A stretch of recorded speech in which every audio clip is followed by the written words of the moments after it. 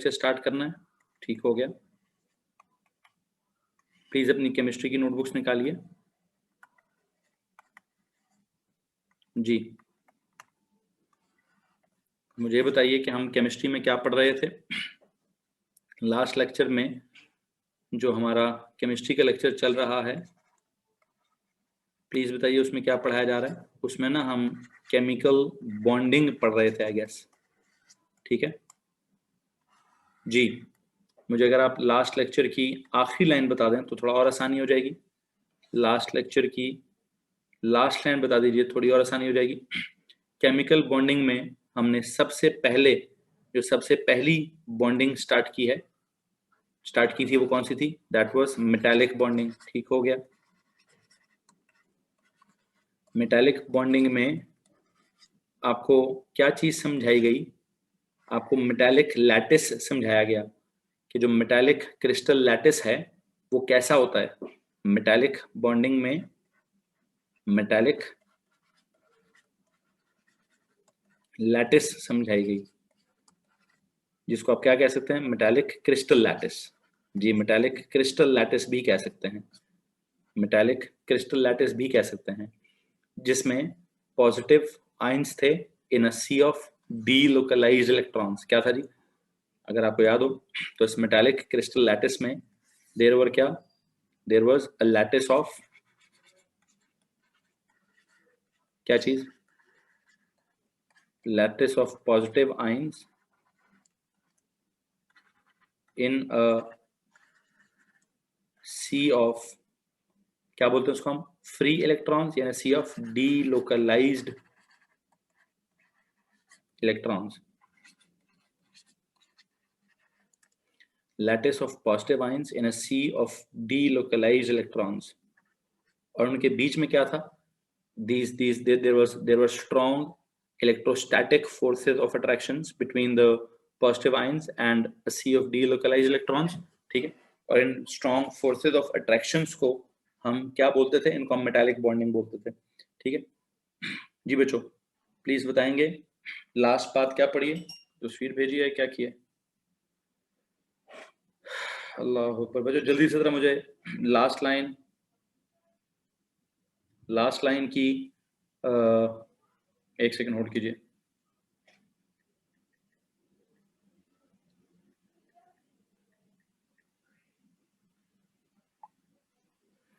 तस्वीर भेजेंगे please. Last lecture की तस्वीर खींच के भेज दीजिए। Any volunteer please.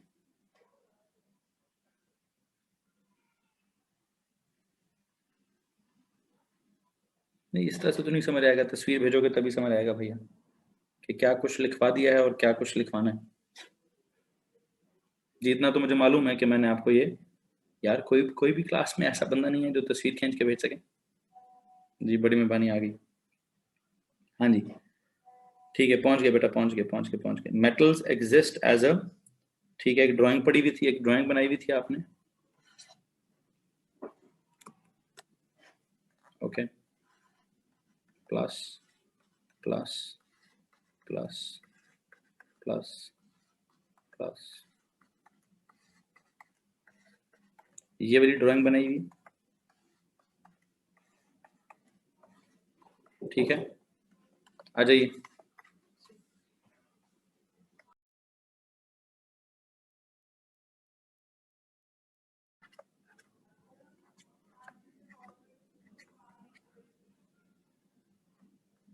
देखिए, ये मैंने एक क्या किया था, यहाँ पे एक फोर्स, जो डॉटेड लाइन है, इसको मैंने एक मेटालिक बॉन्डिंग की फोर्स के हिसाब से समझाने की कोशिश की थी। ठीक हो गया जी। मेटल्स पढ़ा हुआ है, मेटालिक बॉन्डिंग हमने पढ़ ली है, मेटालिक स्ट्रक्चर हमने पढ़ लिया है, मेटालिक लैटिस पढ़ी है। ओके जी, सो एक काम करते हैं। आई थिंक मैंने अभी आपको प्रॉपर्टीज ऑफ मेटल्स पढ़ाना है।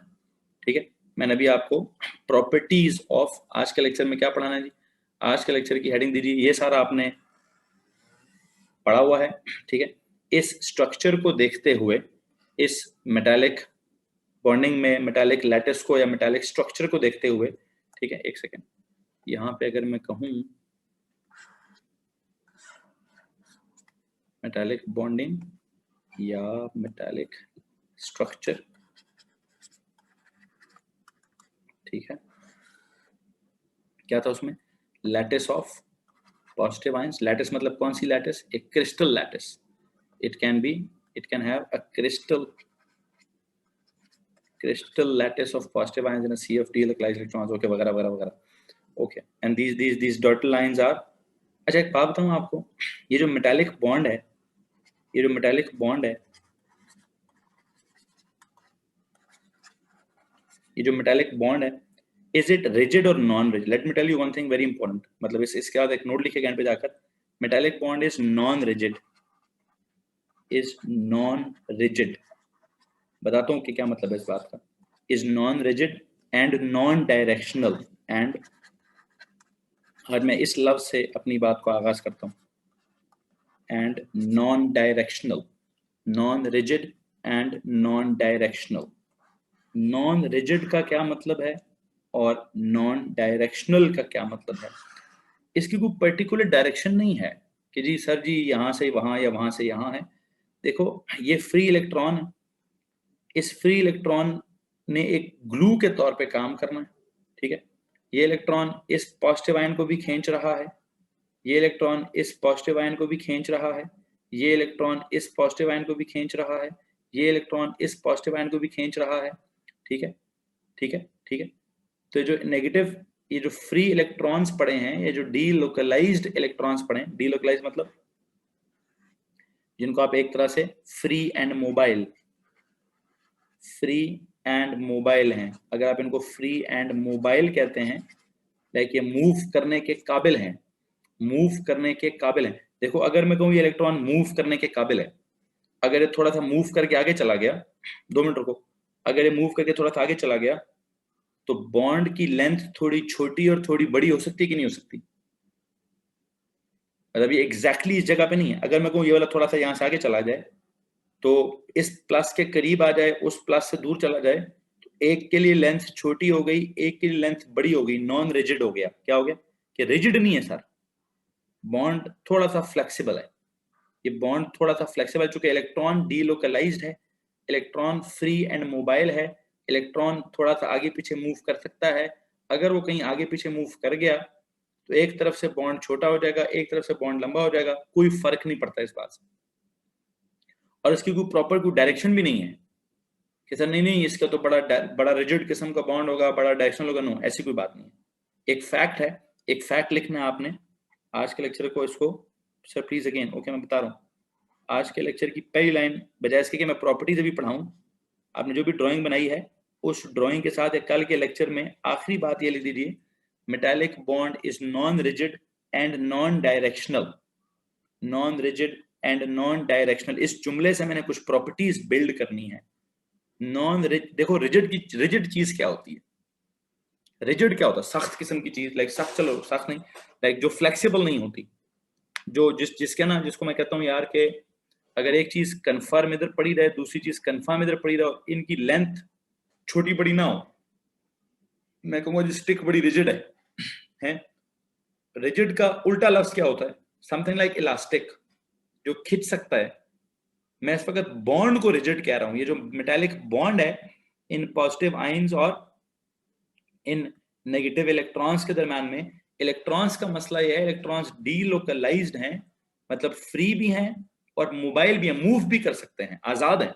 वो नहीं किसी के इन्फ्लुएंस में आते, आजाद हैं थोड़े, वो आजाद भी हैं और आवारा भी हैं। इलेक्ट्रॉन्स जो हैं वो आजाद भी हैं और आवारा भी हैं, आजाद और आवारा, ठीक है। खैर बहरहाल आजाद हैं कि आवारा हैं, ये इसकी मैं ज्यादा डिटेल में नहीं जाना चाहता, ठीक है। इस वजह से ये जो बॉन्ड है इत स्ट्रॉन्ग जरूर है, मेटालिक बॉन्ड इज स्ट्रॉन्ग, हाँ स्ट्रॉन्ग मैं मानता हूं जरूर है, रिजिड नहीं। Metallic bond is very strong yet non rigid, but not rigid या नॉट एक सेकेंड, इस जुमले को अगर मैं यूं कहूं, metallic bond is very strong but it is not rigid, किसी को प्रॉब्लम है? स्ट्रॉन्ग क्यों है सर? ये इलेक्ट्रोस्टैटिक फोर्स ऑफ अट्रैक्शन है। स्ट्रॉन्ग इसलिए है कि there is this electrostatic force of attraction. हाँ, रिजिड क्यों नहीं है सर? इलेक्ट्रॉन्स थोड़ा सा ना एक एक सेमी लिक्विड टाइप चीज में है, एक सेमी लिक्विड, एक सेमी सॉलिड टाइप चीज है इलेक्ट्रॉन्स की, इलेक्ट्रॉन्स, सिर्फ इलेक्ट्रॉन्स। इलेक्ट्रॉन्स मूवेबल हैं, इलेक्ट्रॉन्स फ्री टू मूव हैं, इलेक्ट्रॉन्स मोबाइल हैं, इलेक्ट्रॉन्स डीलोकलाइज्ड हैं। तो अगर मैं ये कहूं कि ये वाला इलेक्ट्रॉन यहां से चलता चलता यहां आ गया, तो वैसे आपको एक बात बताऊं, इस जगह को फिल करने के लिए ये वाला इलेक्ट्रॉन आ जाएगा, ये इलेक्ट्रॉन यहां आगे आ जाएगा। ये तो प्रॉपर्टी मैंने आपको कंडक्शन में समझानी थी, खैर जब आएगी कंडक्शन वाली बात तो मैं वहां पे आपको दोबारा भी समझा दूंगा। फिल वक्त मैं ये कह रहा हूं कि इलेक्ट्रॉन डीलोकलाइज्ड है, ठीक हो गया, मतलब ये फ्री है, ठीक हो गया, मतलब ये मोबाइल है, ठीक हो गया। मोबाइल मतलब मूवेबल है, मोबाइल का मतलब क्या होता है, मूवेबल है। मूवेबल का मतलब क्या है, अगर ये इलेक्ट्रॉन यहां से मूव करता करता इधर आ गया तो क्या होगा, ये जो बॉन्डिंग जो इधर बनी हुई थी, देखो थोड़ी देर बाद अगर ये इधर आ जाता है तो देखो ना बॉन्ड क्या हो जाएगा, इधर ऐसे हो जाएगा और इनके मुकाबले में ये ऐसे हो जाएगा। एक सेकेंड, ये तो बड़ी कॉम्प्लेक्स ड्राइंग होगी, 2 मिनटों को मैं ड्राइंग थोड़ी क्लियर करता हूँ। अगर मैं कहूं कि ये जो इलेक्ट्रॉन था चलता चलता थोड़ा सा आगे चला गया, इधर आ गया, इधर आ गया, यहां से दरमियान छोड़कर तो चला गया, तो क्या सीन है सर, इसकी इधर ये अट्रैक्शन है, इधर से ये अट्रैक्शन है, इधर से ये अट्रैक्शन होगी, इधर से ये अट्रैक्शन होगी, ठीक है। तो मैंने ये थोड़ी ना कहा है कि इलेक्ट्रॉन्स फिक्स्ड हैं अपनी जगह पर, नहीं, पॉजिटिव आयंस फिक्स्ड है, लैटिस ऑफ पॉजिटिव आयंस नहीं अपनी जगह से हिल रहे, ठीक है। पॉजिटिव आयंस अपनी जगह पे बड़े फिक्स्ड पड़े हुए हैं, ठीक है। कौन हिल सकता है, इलेक्ट्रॉन्स हिल सकते हैं। इलेक्ट्रॉन्स हिलते हिलते जब आगे चले जाएंगे तो ये वाला इलेक्ट्रॉन यहां से उठकर यहां आ जाएगा, तो इसकी फोर्स इसके साथ भी पैदा हो सकती है, ठीक है। बस एक जुमला मुश्किल किए जा रहे हैं हम इसको, मैं मुफ्त में मैं इसको मुश्किल कर रहा हूँ, ठीक है। इट्स नॉट दैट डिफिकल्ट जितना आप इसको समझने की, हम रिजिड का तर्जुमा निकालने की कोशिश कर रहे हैं, इतनी कोई लंबी चौड़ी साइंस है नहीं, सिंपल सी बात है। चूंकि इलेक्ट्रॉन्स मूव कर सकते हैं, इलेक्ट्रॉन्स डीलोकलाइज्ड हैं, इलेक्ट्रॉन्स फ्री टू मूव हैं, ठीक है, इलेक्ट्रॉन्स मोबाइल हैं, चूंकि इलेक्ट्रॉन्स मूव कर सकते हैं तो आगे पीछे हो सकते हैं, तो इसलिए जो मेटालिक बॉन्डिंग है हम उसको रिजिड नहीं कहेंगे, नॉन रिजिड कहेंगे कि सर एक लम्हे में जो इलेक्ट्रॉन यहां था अगर वो अगले लम्हे में आगे चला जाए तो इस स्पेस को कवर करने के लिए ये वाला इलेक्ट्रॉन आगे आ जाएगा, और इन चारों की, ये चार जो कैटायंस है वो अपनी जगह पर इंटैक्ट रहेंगे, क्योंकि पहले वो उसको ये उनको पकड़ रहा था, अब जब ये वाला इलेक्ट्रॉन आगे आ गया तो अब उन चारों को अपनी जगह पे इंटैक्ट रखने के लिए ये वाला इलेक्ट्रॉन दरमियान आ जाएगा। तो हमने कहा metallic bond is not rigid, it is non rigid. Non directional का मतलब भी इसी तरह का है कि सर वो ऐसा नहीं कि राइट की तरफ है कि लेफ्ट की तरफ है कि आपकी तरफ है कि डाउन की तरफ है। नॉन डायरेक्शनल को छोड़ो, बस है टर्म ही है, टर्म ही है, नॉन रिजिड का लफ्ज ठीक है। क्या जुमला लिखवाना चाहिए था मुझे, ऐसे कि sir metallic bonding is very strong but not rigid, but non-rigid, but non-rigid। ये लो जी, सिर्फ इतनी बात समझ लो। स्ट्रॉन्ग तो है क्योंकि इलेक्ट्रोस्टैटिक फोर्स है, रिजिड नहीं है। आई होप ये भी समझ आ गया होगा, ये भी समझ आ गया होगा। छोड़ो उसको, नॉन डायरेक्शनल की टर्म नहीं सिखानी। यहां तक कोई प्रॉब्लम है भाई?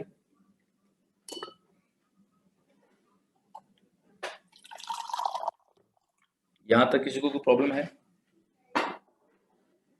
नहीं, ओके, आगे चलते हैं जी।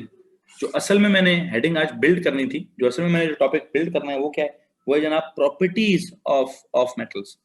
जो अभी का टॉपिक है वो कौन सा है जी, that is properties of metals.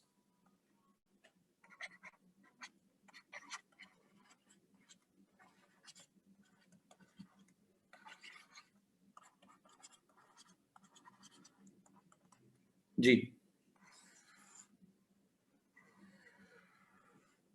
Properties of metals में नंबर 1, सबसे पहली प्रॉपर्टी बताइए जनाब। फिजिकल प्रॉपर्टीज की इनफैक्ट बात कर रहा हूँ, बिल्कुल जनाब, फिजिकल प्रॉपर्टीज की बात कर रहा हूँ, ठीक है। तो what are the physical properties? Properties of metals में सबसे बेसिक बात यह है कि सर मेटल्स, फिजिकल प्रॉपर्टीज में भी सबसे पहली चीज क्या आती है, स्टेट आती है, स्टेट ऑफ मैटर आती है। मेटल्स की क्या स्टेट होती है? सॉलिड स्टेट होती है, ठीक है। मेटल्स आर ऑल क्या, all metals are solids, all metals exist in solid states, metals are all solids except for, yes, okay, except for mercury. Metals are all solids at room temperature and pressure except for mercury. वो room temperature और pressure पर liquid है, उसको छोड़ दें, उसकी exceptional छोड़ दें। Metals are all solids at room temperature. ये सॉलिड्स क्यों है? इस वजह से कि इनके दरमियान में स्ट्रॉन्ग फोर्स ऑफ अट्रैक्शन है, because of strong force of attraction,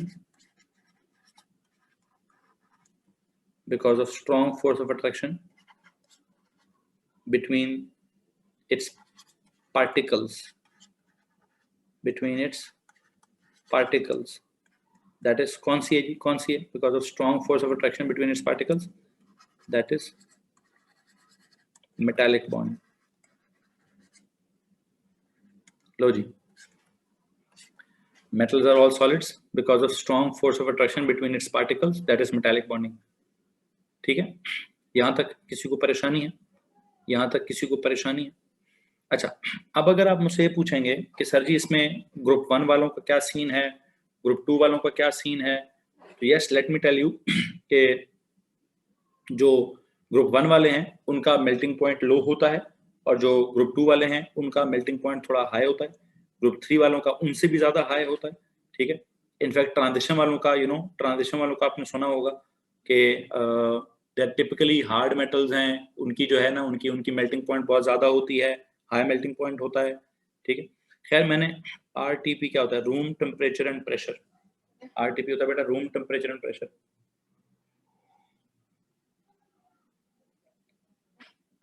normal हालात को 25, मैं इसकी वैल्यूज पढ़ाऊंगा अगले किसी चैप्टर में, वैल्यूज की भी बात नहीं करना चाहता। 25 डिग्री और 1 atm के प्रेशर को आप रूम टेम्परेचर एंड प्रेशर कहेंगे। अच्छा, खैर, पहली प्रॉपर्टी मैंने ये लिखवा दी कि क्या होते हैं, they are all solids at room temperature and pressure. क्यों? बिकॉज इनके अंदर स्ट्रॉन्ग फोर्स ऑफ अट्रैक्शन होती है। हाँ, अगर आप मुझसे पूछेंगे कि सर ये जो सॉलिड्स हैं इनका जो मेल्टिंग पॉइंट है उसमें ग्रुप 1 वालों का, ऑल ओवर्स की अगर आप बात पूछेंगे तो ग्रुप 1 वालों का मेल्टिंग पॉइंट जो है वो बहुत लो है, लाइक 500 से कम। ट्रांजिशन एलिमेंट्स का मेल्टिंग पॉइंट जो बहुत हाई है, लाइक 1000 से भी ज्यादा होता है, ठीक है। ऑल ओवर्स में ऐसे पढ़ते हैं। Group 1 metals have group 1 metals have low melting point, that is कितना, that is less than 500 degree Celsius. और जहां ताल्लुक है उसका ट्रांजिशन मेटल्स का, transition metals have high melting point, that is कितना जी, that is greater than 500 degree Celsius. ये तो ओ लेवल्स की बातें हैं, लेकिन मैं आपको एक बात बताऊं कि हमने ये नहीं पढ़ना कि ग्रुप 1 को क्या है और ट्रांजिशन को क्या है। हमने ये पढ़ना है कि जनाब पीरियड नंबर 3 में जो लिथियम है, फिर सोडियम है, नहीं, पीरियड में सोडियम है, फिर मैग्नीशियम है, फिर एल्यूमिनियम है, ये 3 मेटल्स हैं। इनके मेल्टिंग पॉइंट के बारे में आपका क्या ख्याल है? ठीक है, इसके मेल्टिंग पॉइंट के बारे में आपका क्या ख्याल है? इसके बारे में आपको ये लिखवाऊंगा, melting point of metals increase करता है अलोंग पीरियड नंबर 3। क्योंकि हमारे लिए ज्यादा इंपॉर्टेंट कौन है? हमारे लिए ज्यादा इंपॉर्टेंट पीरियड नंबर 3 है। तो मैं आपको एक फैक्ट लिखवाऊंगा, melting point increases along melting point of the metals increases along period 3. Melting point of the metals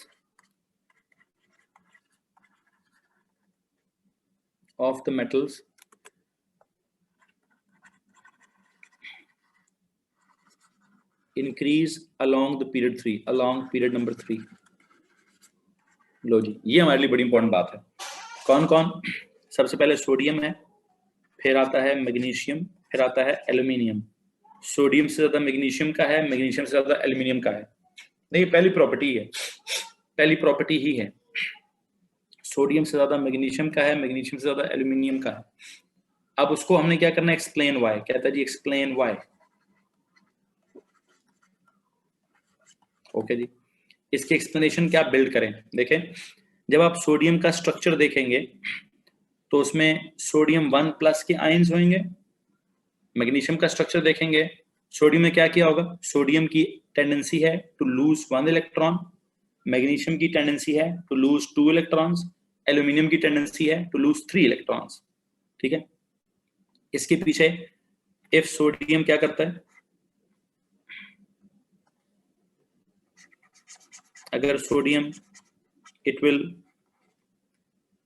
इसके सारे atoms will lose, it will lose 1 electron, magnesium will lose 2 electrons, and aluminium will lose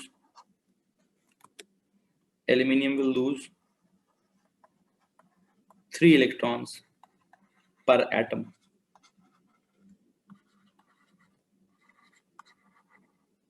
ठीक हो गया?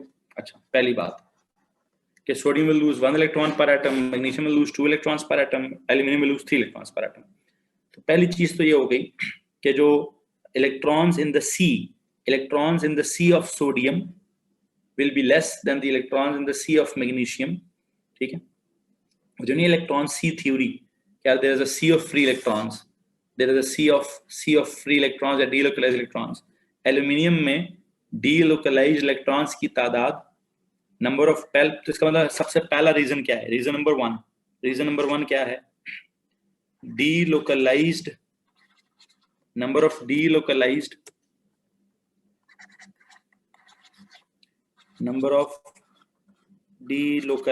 electrons in the sea of sodium is less than magnesium, which is less than aluminium। इस जुमले में किसी को प्रॉब्लम? 3 नंबरों का सवाल आएगा ये वाला पेपर में। Explain why the melting point of metals increase along period number 3। तो एक रीजन तो ये है कि sir all clear up to now. Okay, एक नंबर की बात ये हो गई कि नंबर ऑफ डीलोकलाइज्ड इलेक्ट्रॉन्स जो हैं in the sea of sodium से ज्यादा है मैग्नीशियम में, मैग्नीशियम से ज्यादा एल्यूमिनियम। ओके, अगली चीज ये तो आयंस की बात हो गई। दूसरा नंबर क्या होगा? मैं अगले पेज पे जाता हूं। दूसरा नंबर बेटा मैंने ये लिखना है कि अगर आप चार्ज देखें, charge on the magnitude of charge,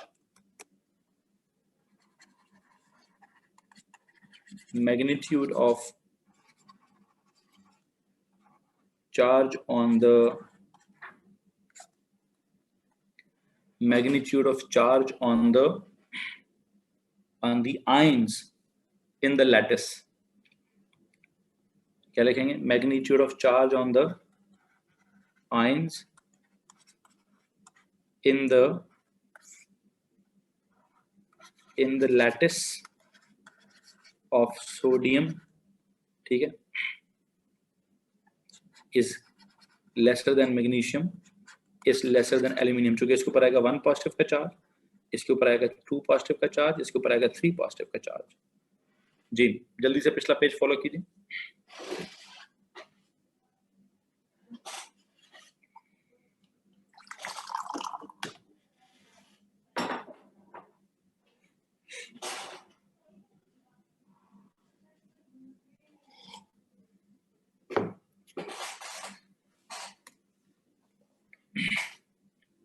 जी तो भाई,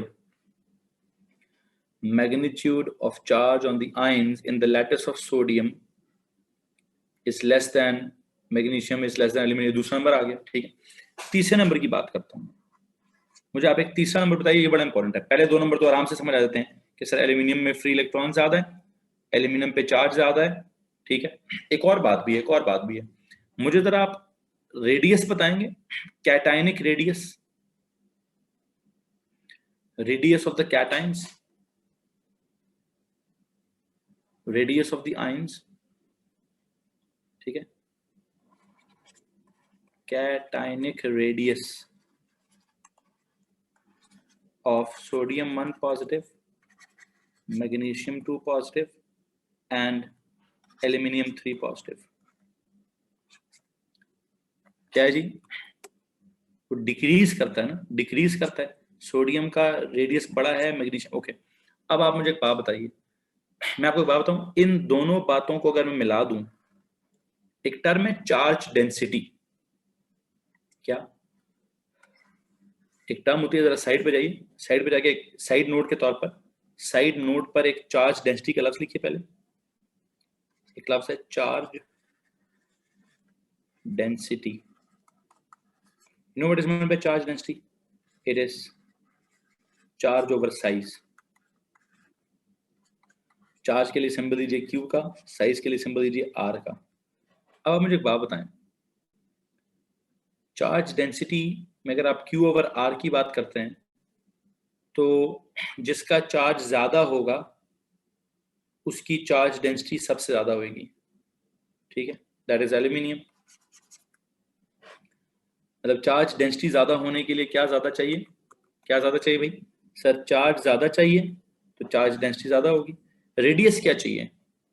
रेडियस क्या होना चाहिए? अगर आप चाहते हैं charge density of the ions, radius को सर कम होना चाहिए। तो ओके, मुझे एक बात बताइए, किसका रेडियस कम है? मैं इन दोनों बातों को मिलाकर ये कह सकता हूं, क्या मैं ये कह सकता हूं कि चार्ज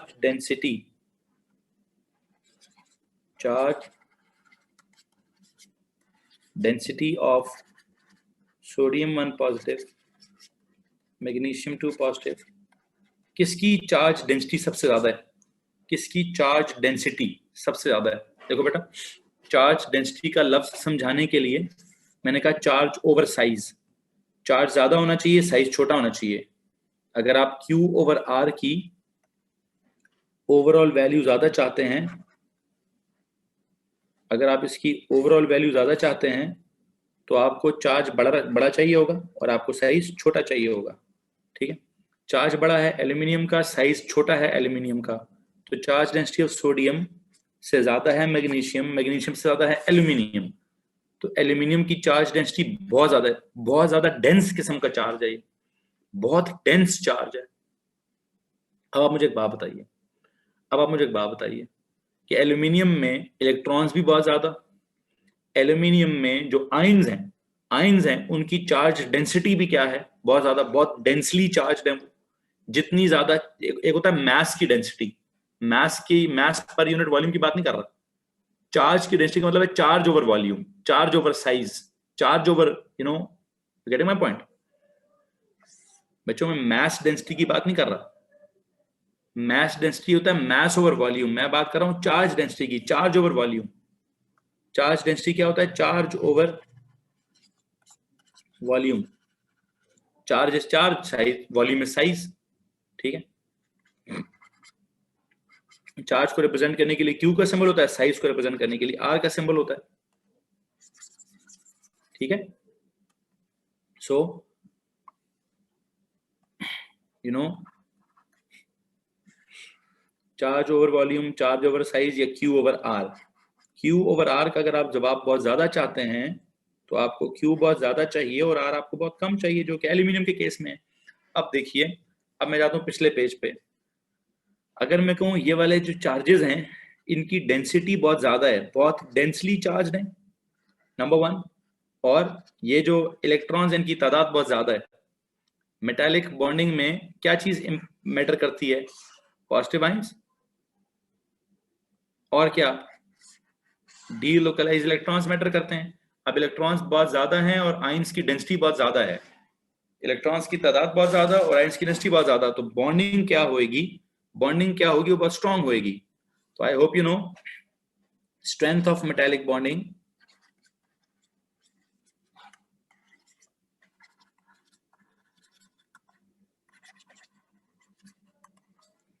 इन सोडियम से ज्यादा है मैग्नीशियम, उससे ज्यादा है एल्यूमिनियम। ये साइड पे लिखना था, okay. strength of metal, hence the strength of metallic bonding is in sodium ज्यादा है मैग्नीशियम, मैग्नीशियम ज्यादा एल्यूमिनियम में। ओके, सो वो क्या जो जुमला होता है, फिर तोड़ना भी मुश्किल होगा। जी जनाब, energy required to melt, hence strength बहुत ज्यादा है, so energy required to break the bonds in sodium is less than magnesium, which is less than aluminium. Hence, the melting point of sodium is less than magnesium is less than aluminium. ये तो अब answer space के ऊपर depend करता है, ठीक है, answer space के ऊपर डिपेंड करता है या मार्क्स के ऊपर डिपेंड करता है कि किस किस तरह से लिखना है, कितनी चीजें लिखनी है। मैं तो बहुत सारी लिखवा दी जी। यहां तक अगर किसी को परेशानी है तो प्लीज पूछिए। मैंने यहाँ पे कहा metals are all solids because force of attraction strong है जी। अब ग्रुप 1 वाले होते थे लो मेल्टिंग वाले ट्रांजिशन, ये जो बात है, ये बात है ओ लेवल्स की। ये ओ लेवल्स में इस तरह से याद करना होता है कि ग्रुप 1 वाले सॉफ्ट मेटल्स हैं और ग्रुप ट्रांजिशन वाले हार्ड हैं। मुझे यहाँ पे ग्रुप 1 में इंटरेस्ट कोई भी नहीं है, मुझे यहाँ ज्यादा इंटरेस्ट पीरियड नंबर 3 में है। पीरियड 3 में सोडियम, मैग्नीशियम और एल्यूमिनियम होते हैं, ठीक है। एल्यूमिनियम के अंदर इलेक्ट्रॉन्स की तादाद बहुत ज्यादा है और एल्यूमिनियम के अंदर उसके अपने आयंस का साइज बहुत छोटा है। तो मेटालिक बॉन्डिंग डिपेंड किस पे करती है, आयंस पर और इलेक्ट्रॉन्स पर। इलेक्ट्रॉन्स की तादाद बहुत ज्यादा होनी चाहिए और आयंस की डेंसिटी बहुत ज्यादा होनी चाहिए। आयंस की डेंसिटी बहुत ज्यादा होने का मतलब क्या है कि या तो आयंस का चार्ज बहुत ज्यादा होना चाहिए या फिर आयंस का साइज बहुत छोटा होना चाहिए। एल्यूमिनियम की चार्ज डेंसिटी बहुत ज्यादा है, एल्यूमिनियम के आयन के ऊपर चार्ज डेंसिटी बहुत ज्यादा है। तो बहुत ही कोई डेंस किस्म का चार्ज होगा, बहुत ही कोई स्ट्रॉन्ग किस्म का चार्ज होगा, ठीक है। तो इस बहुत ही डेंस और बहुत ही स्ट्रॉन्ग चार्ज ने क्या करना है, बहुत जोरदार किस्म की फोर्स डेवलप करनी है बिटवीन द फ्री इलेक्ट्रॉन्स। एक काम करेंगे आप पेज के हेडर पे जाकर एक छोटा सा जुमला लिखेंगे। क्या न्यूक्लियर चार्ज की बात नहीं कर रहा? नहीं बेटा, नहीं। Zahran Malik sir, increase in nuclear charge affects the melting point. I think nuclear charge को तो मैंने बिल्ड ही नहीं किया। मैंने तो किस बात को फॉलो करना था, मैंने इस बात को फॉलो किया कि strength of metallic bonding page के टॉप पे लिखिए, डिपेंड्स अपॉन क्या, depends upon number 1 the number of delocalized electrons हैं, एंड नंबर 2 क्या, charge density of the ions. Ions की चार्ज डेंसिटी बहुत ज्यादा होगी, तो आपने इन दोनों चीजों को डिस्कस किया कि सर एल्यूमिनियम में नंबर ऑफ डीलोकलाइज्ड इलेक्ट्रॉन्स बहुत ज्यादा हैं और फिर एल्यूमिनियम में charge density of the ions बहुत ज्यादा है। चार्ज डेंसिटी का मतलब क्या था, आई होप सब कुछ समझा चुका हूं। This is how you will address it in A levels. A levels का ये सवाल है, अब कितने पॉइंट्स मेंशन करने हैं। आई थिंक ये 2 पॉइंट्स अगर आप मेंशन कर देंगे, सिर्फ 2 नंबरों का सवाल आए, अहमद रहीम आपने मार्क्स के हिसाब से या पॉइंट्स के हिसाब से सवाल किया, अगर 2 नंबरों का सवाल आए तो आपने कहना है एल्यूमिनियम में नंबर ऑफ डीलोकलाइज्ड इलेक्ट्रॉन्स बहुत ज्यादा है, पहला number.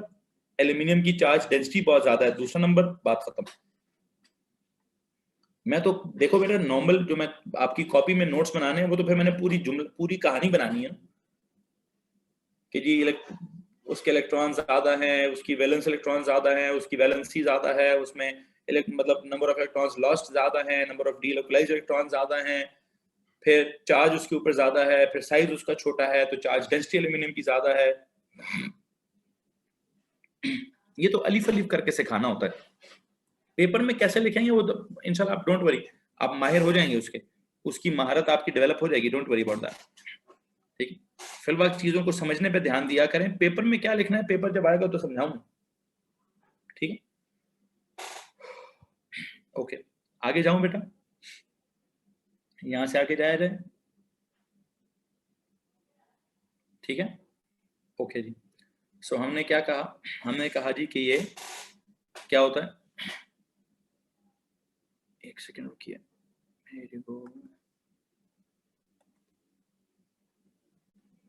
metals are all solids because of the strong force of attraction। Okay हो गया, अगले पॉइंट पे जाते हैं जी। सॉलिड्स, ये अब इसमें से सॉफ्ट वाले कौन से हैं, हार्ड वाले कौन से हैं, वंस अगेन ये फिर एक मसला है कि ग्रुप 1 वाले सॉलिड जो हैं वो सॉफ्ट हैं और ग्रुप 2 वाले जो हैं वो हार्ड हैं, ठीक है। लेकिन उसमें से इन दोनों की एक जनरल प्रॉपर्टी है कि मेलिएबल हैं और डक्टाइल हैं। मैं इस वक्त एक और आपको प्रॉपर्टी बताता हूँ। इनमें हम एक जुमला इस्तेमाल करते हैं, कि सर ये ग्रुप 1 वाले जो हैं वो सॉफ्ट सॉलिड्स हैं और ग्रुप 2 वाले जो हैं वो, ग्रुप 2 नहीं, क्या नाम उनका, ट्रांजिशन वाले हार्ड हैं। मैं इस वक्त ग्रुप 1 और ट्रांजिशन के हिसाब से कंपैरिजन नहीं बिल्ड करना चाहता, मैं एक जनरल सी प्रॉपर्टी पढ़ाना चाहता हूं कि metals are what, they are malleable and ductile.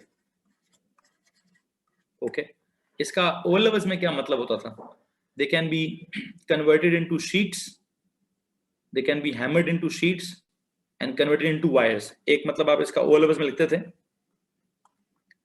कि they can be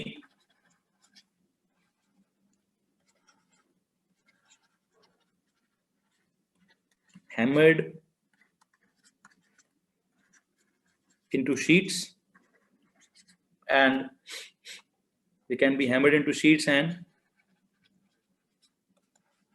converted into wires। बिल्कुल जनाब, विदाउट ब्रेकिंग।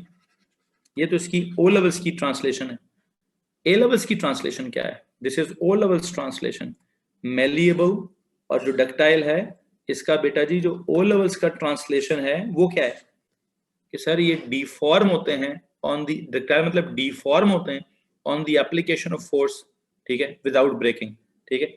डक्टाइल का क्या मतलब है जी, they are deformed, they can be bent, they can be they deform on the application of force। ये क्या लिखेंगे जी, लिखें जी, they can be deformed, they are deformed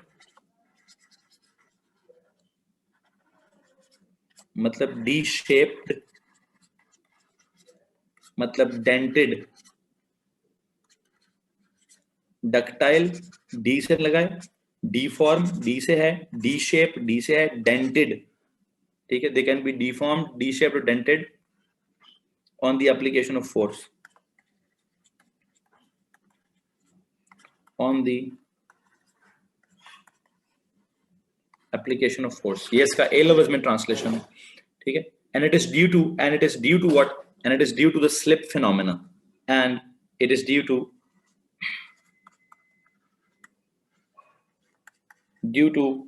the slip phenomena, due to the slip phenomena। what is this slip phenomena? जी तो भाई क्या मतलब है इस स्लिप फिनोमेना का, देखो बेटा, स्लिप का मतलब है जब आप ये जो मेटल्स हैं, metals have a layered structure, ठीक है, और इनकी लेयर्स जो हैं they can slip pass each other, they can slide over each other. चूंकि मेटालिक बॉन्ड जो है वो रिजिड नहीं है, मेटालिक बॉन्ड चूंकि रिजिड नहीं है, इसलिए क्या हो सकता है, इसलिए these layers can slip pass each other, ठीक है। वंस अगर आप इसके ऊपर फोर्स लगाएंगे तो जब स्लिप होएंगी स्लाइड होएंगी, and then they can settle into new positions, ठीक है, into new positions and they can restore their structure. क्या मतलब इस बात का, सुनिए जरा। ये जो आपके पास लेयर्स बनी है, मैं बताता हूँ जी, what is slip phenomena. Slip phenomena ये है कि since metallic bonds are non-rigid, since the metallic bonding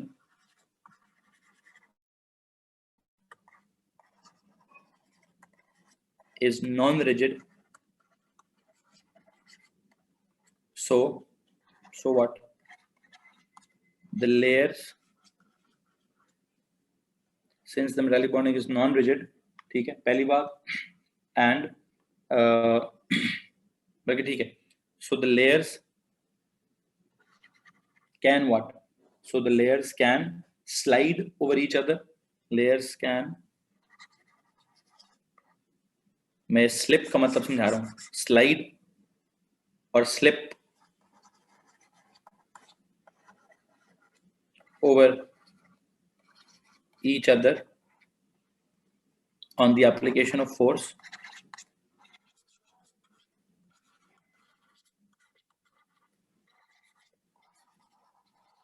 ठीक है, since the metallic bonding is non-rigid, so the layers can slide over each other on the application of force. ठीक है, on the application of force and settle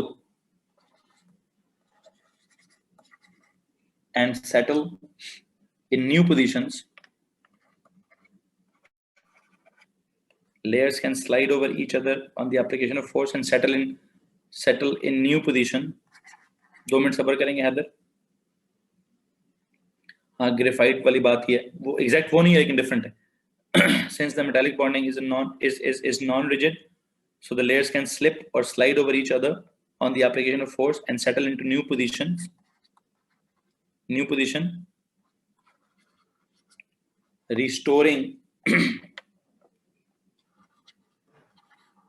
restoring their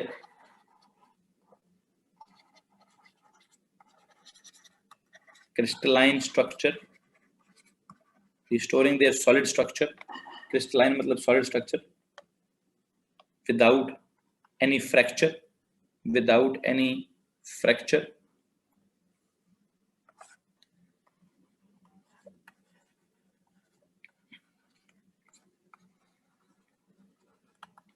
Without breaking.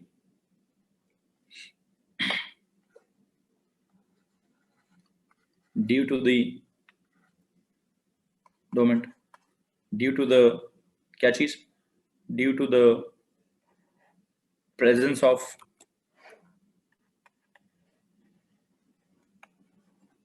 sea of delocalized electrons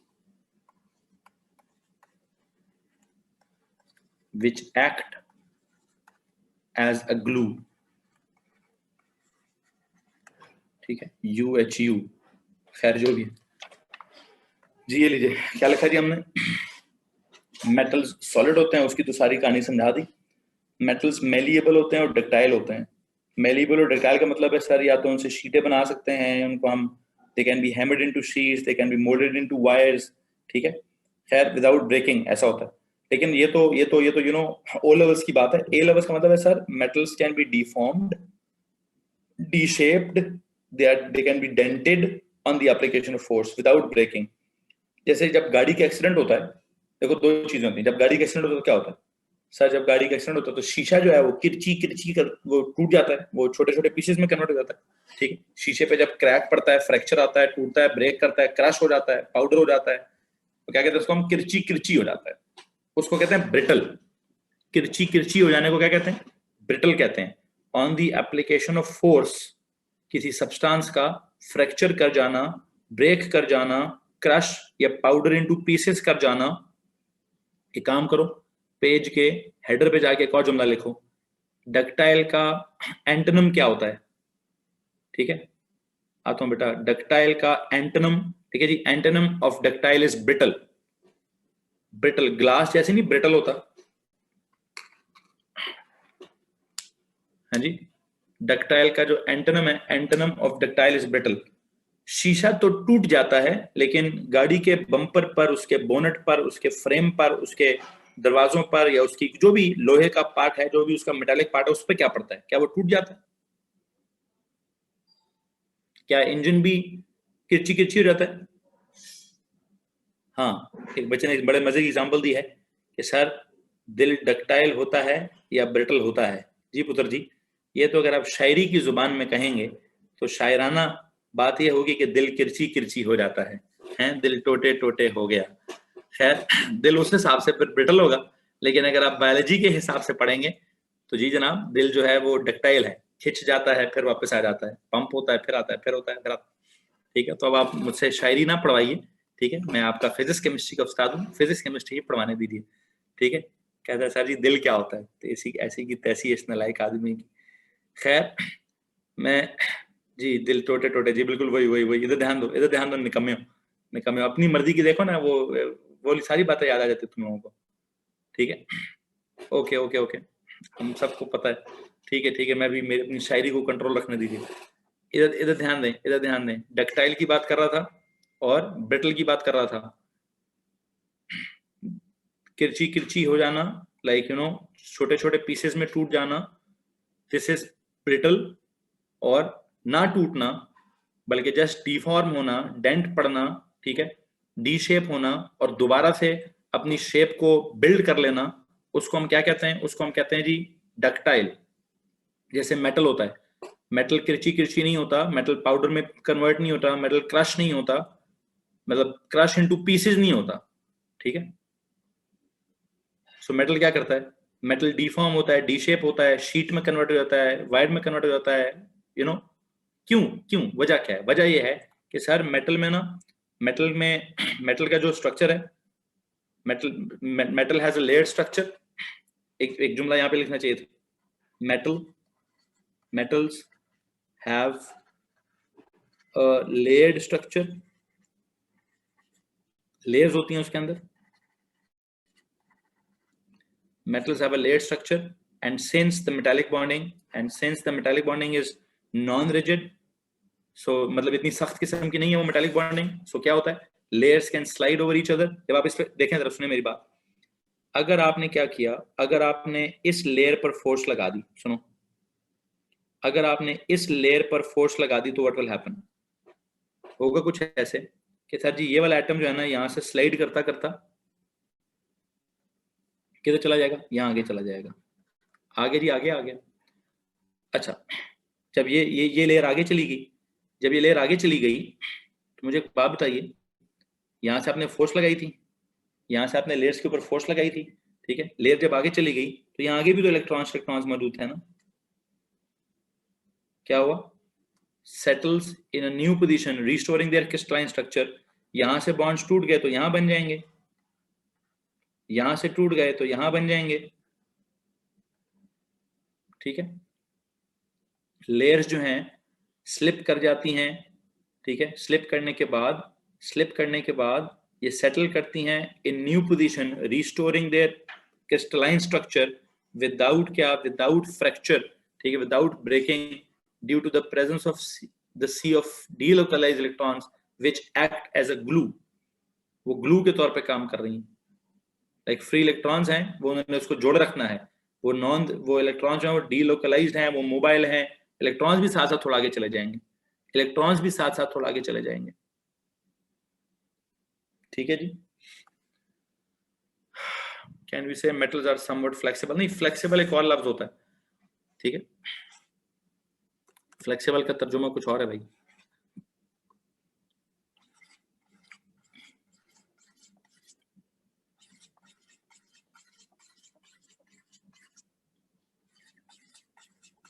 मतलब it is something like this happens, कि जब आप इसके ऊपर force लगाते हैं तो फोर्स उस लेयर को आगे की तरफ घसीट देती है, बिकॉज ये दरमियान में, इन सब के दरमियान में क्या पड़ा है सर, इन सब के दरमियान में वो फ्री इलेक्ट्रॉन्स हैं, तो फ्री इलेक्ट्रॉन्स इधर भी जोड़ के रखा हुआ था, फ्री इलेक्ट्रॉन्स इनको उधर भी जोड़ के रखना है, ठीक है, फ्री इलेक्ट्रॉन्स उधर भी जोड़ के रखा हुआ था, फ्री इलेक्ट्रॉन्स इधर भी जोड़ के रखना।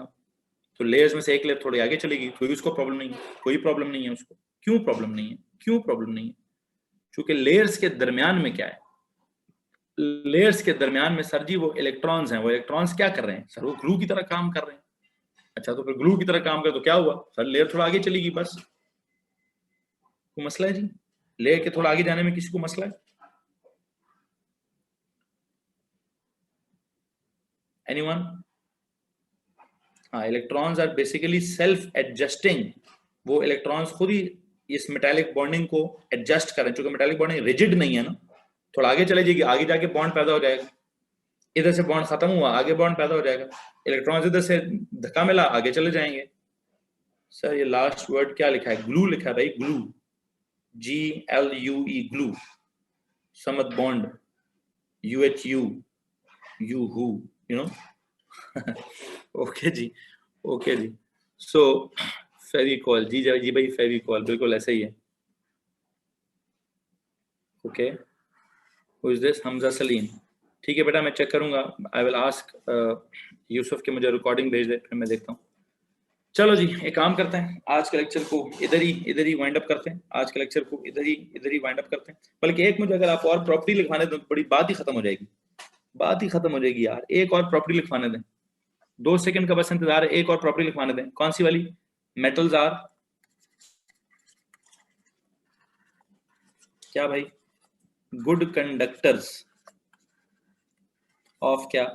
Of heat and electricity, of electricity. चलो, metals are good conductors of electricity. क्यों? क्यों? वजह? सर जी वजह सिंपल सी है, बिकॉज ऑफ क्या? Because of presence of, because of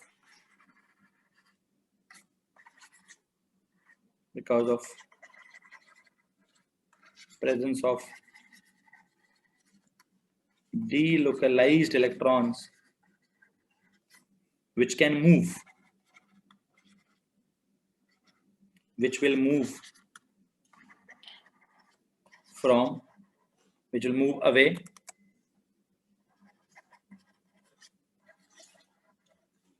from the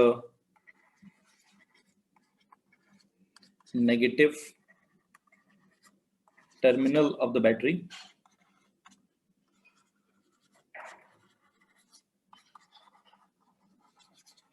towards क्या? Which will move away from the negative terminal of the battery towards the positive terminal without क्या? Without disturbing the crystal lattice, the crystal lattice structure. तो metal remains in the solid state, बस उसमें से Burr करते करते electrons जा रहे होते हैं, लेकिन हाँ उसके सॉलिड स्टेट को कुछ भी नहीं होता। It remains it without disturbing the crystal lattice structure of positive ions. Positive ions को कुछ भी नहीं होता। पॉजिटिव आयंस जिधर हैं उधर के उधर ही पड़े रहते हैं, सिर्फ इलेक्ट्रॉन्स बीच में से रुड़ते आगे जा रहे होते हैं। नहीं, बस वो शुरू से लिख दिया मरकरी, उसको छोड़िए। No question Sohaib, I will not answer this. जैसे पहली प्रॉपर्टी क्या तक मैंने मरकरी लिख दिया था, मरकरी बाकी तमाम, वो भी रूम टेम्परेचर पर सॉलिड नहीं है। थोड़ा सा टेम्परेचर कम करो भाई, ठीक है, थोड़ा सा टेम्परेचर कम करो तो वो भी सॉलिडिफाई हो जाएगा। मैं तो रूम टेम्परेचर पर उसकी मरकरी इस वक्त आई थिंक मैं आपके सवाल को नहीं एड्रेस करूंगा, ठीक है।